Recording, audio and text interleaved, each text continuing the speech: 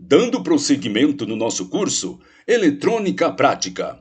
Aula 23, módulo 2. O assunto: tensão máxima de trabalho. Vamos lá? Além de seus valores de capacitância, o capacitor ele tem ainda outro importante parâmetro a ser considerado, e que deriva do próprio material empregado como dielétrico, isto é, isolante, condicionando a sua aplicação em circuito ou arranjo que trabalhe sob tensões específicas. Preste atenção, aluno. Além dos seus valores de capacitância, o capacitor ele tem ainda outro importante parâmetro a ser considerado, é que deriva do próprio material empregado como dielétrico, isto é, isolante. Nesse caso, condiciona a sua aplicação em circuito ou arranjo que trabalhe sobre tensões específicas. Dependendo do material isolante usado para separar internamente as placas do capacitor, o componente ele pode resistir à tensão, isto é, à voltagem máxima diferente. O capacitor não eletrolítico, isto é, o não polarizado, eles podem normalmente aguentar tensões bem mais altas. Podem ser obtidos neste modelo capacitores que suportam até alguns milhares de volts. Tais capacitores, entretanto, devido às especiais exigências quanto o dielétrico, isto é, o isolante, apenas são produzidos para valores relativamente baixos. Esse importante parâmetro, tensão máxima de trabalho, é sempre indicado pelo fabricante no próprio corpo do componente, ou diretamente, ou então através de código específico. Tensão máxima de trabalho. Vamos agora citar alguns pontos que são muito importantes e devem ser sempre lembrados pelos nossos alunos. Vamos lá? Primeiro, um capacitor ele não pode ser ligado a uma tensão superior à sua máxima voltagem de trabalho. Preste atenção, aluno. Um capacitor não pode ser ligado a uma tensão superior à sua máxima voltagem de trabalho. Se no capacitor está marcado um limite de tensão de 16 volts, provavelmente este capacitor não pode ser ligado numa tensão de 30 volts, pois provavelmente este capacitor irá se queimar. Segundo, é relacionado ao tamanho do componente, pois este é também diretamente proporcional à tensão máxima de trabalho. Preste atenção. O tamanho do componente. Este também é diretamente proporcional à tensão máxima de trabalho.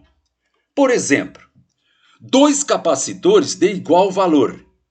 Aquele capaz de suportar maior tensão será também maior fisicamente.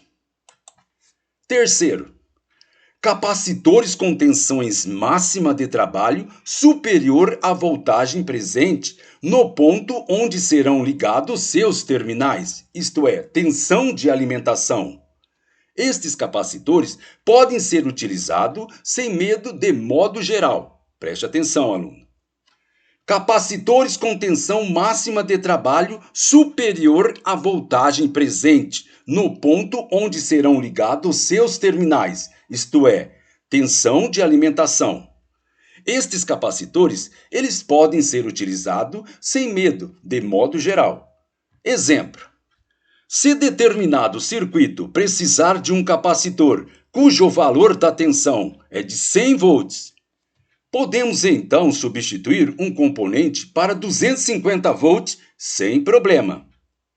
Quarta, uma margem de segurança bastante confiável é usar-se sempre um capacitor com tensão máxima de trabalho equivalente ao dobro da tensão realmente presente sobre os seus terminais.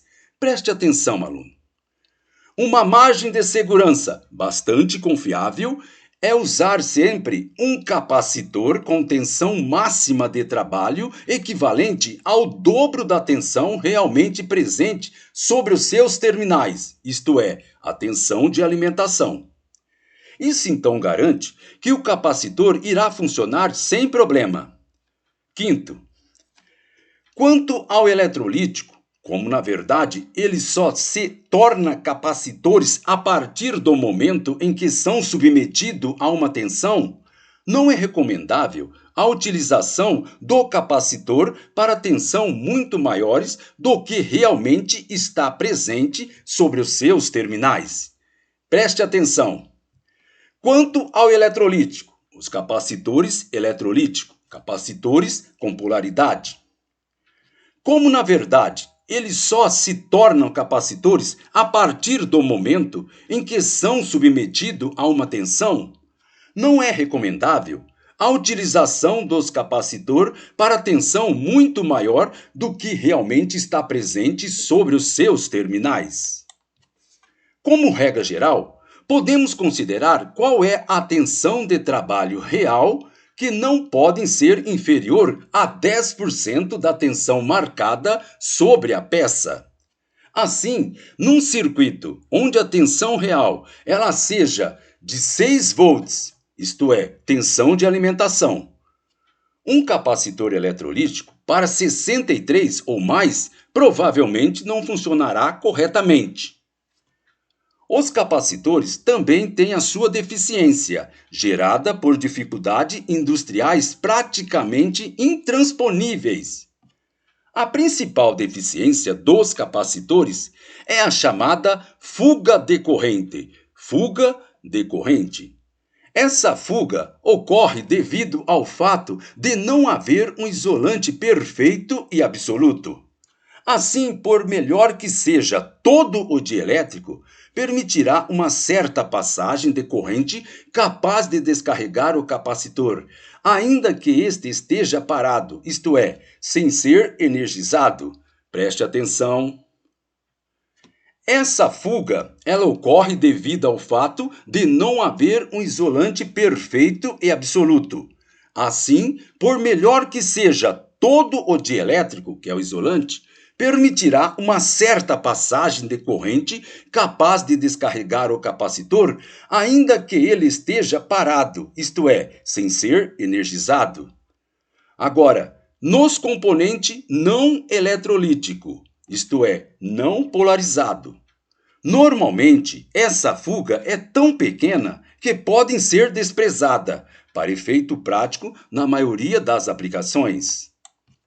Já nos eletrolíticos, isto é, os capacitores polarizados, a fuga é substancial e mensurável, devendo ser levada em conta quando calculamos os valores para determinadas aplicações circuitais mais rígidas.